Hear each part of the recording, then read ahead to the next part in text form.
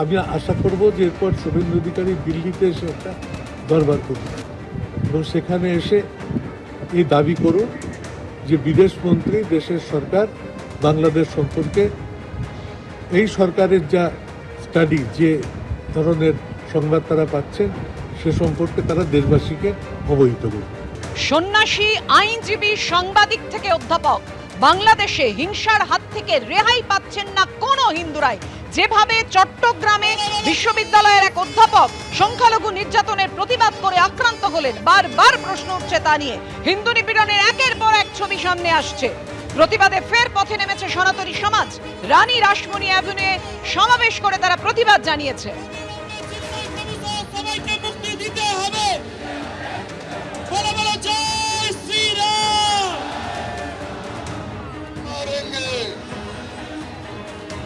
আমরা সনাতনী, আমরা দেবতাকে, একটা বৃক্ষকে দেবতা জ্ঞানে পূজা করি। আমরা সনাতনী, আমরা একটা পাথরকে দেবতা জ্ঞানে পূজা করি। আমরা সেই সনাতনী।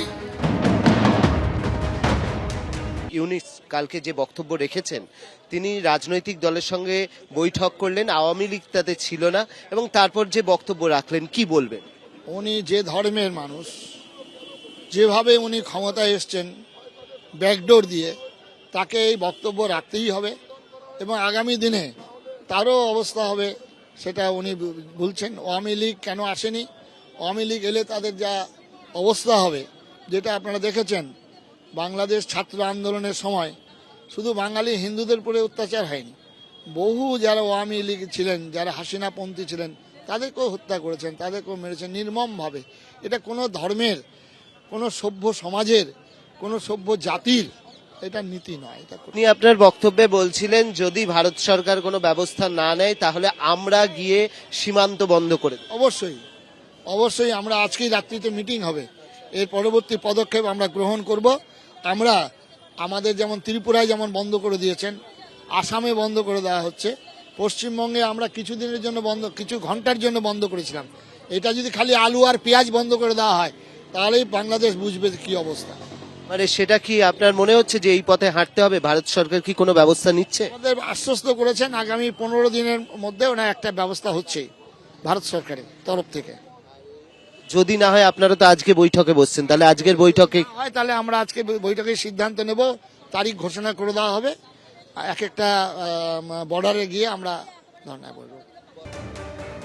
ওপারে যাহা ইউনুস, এপারে তাহাই মমতা। একেবারে এভাবেই মমতা বন্দ্যোপাধ্যায়কে কড়াভাবে আক্রমণ শানিয়েছেন শুভেন্দু অধিকারী। কিন্তু কেন তিনি একথা বলছেন? তিনি ফালাকাটা, গার্ডেন রিচ, শ্যামপুর, বেলডাঙ্গার মতো ঘটনার উদাহরণ দিয়ে বলেছেন বিরোধীদের বেলডাঙ্গায় যেতে পর্যন্ত দেয়া হয়নি। মমতা ও ইউনুসের মধ্যে পার্থক্য নেই, এই লড়াই বেঁচে থাকার লড়াই, বলেছেন শুভেন্দু অধিকারী।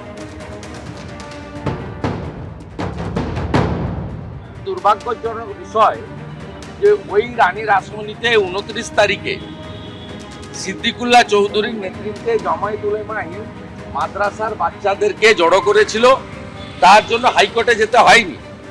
31 তারিখে ফিরাদ হাকিম, কল্যাণ ব্যানার্জিরা ওখানে তৃণমূলের সংখ্যালঘু সেল মানে মুসলিম সেলকে দিয়ে মিটিং করেছিল, ওখানে আপনার অনুমতি হাইকোর্টে নিতে হয়নি।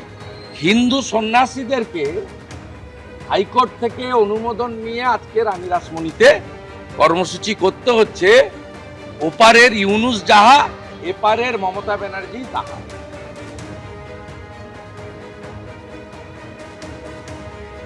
সনাতনী সমাজের ডাকে আজকের এই প্রতিবাদ কর্মসূচিতে যোগ দিয়েছিল 50টি সংগঠন। আর রানী রাসমণি অ্যাভিনিউতে সেই সমাবেশে যোগ দিলেন বাংলাদেশে গিয়ে আক্রান্ত বেলঘরিয়া যুবক শায়ন ঘোষ। শোনালেন তার ভয়াবহ অভিজ্ঞতার কথা। নভেম্বরের 23 তারিখে আমি বাংলাদেশ যাই বেড়াতে, তো আমার বাড়ি ফেরার কথা 26 তারিখ। সেই রাত্রিবেলায় যখন আমাকে 5-6 জন যুবক ঘেরাও করে, তারা আমাকে শুধু এইমাত্রই এই জন্যই মারে যে আমি একজন হিন্দু, আমি একজন ভারতীয়। সেই কারণে তারা আমাকে বেধড়ক মারধর করে, আপনারা দেখতে পাচ্ছেন হয়তো। এবং আমার যে বন্ধু ছিল, সে যখন আমাকে বাঁচাতে আসে, তাকেও তারা প্রচণ্ড পরিমাণে মারধর করে। আর তার পরিবারকেও মারাত্মকভাবে ধমকি, শাসনের মুখে রাখা হয়। কেন? কারণ সে আমাকে আশ্রয় দিয়েছে, সে একজন হিন্দুকে আশ্রয় দিয়েছে, সে একজন ভারতীয়কে আশ্রয় দিয়েছে।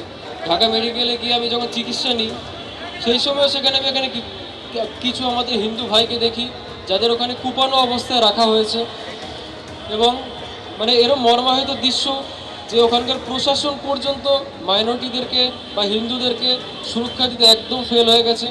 আমি তার সচক্ষ প্রমাণ। আমি 100 বার যাব আমার বাংলাদেশি হিন্দু ভাইদের জন্য, আমি নিজের প্রাণের ঝুঁকি নিয়ে 100 বার যাবো তাদের বাঁচাতে।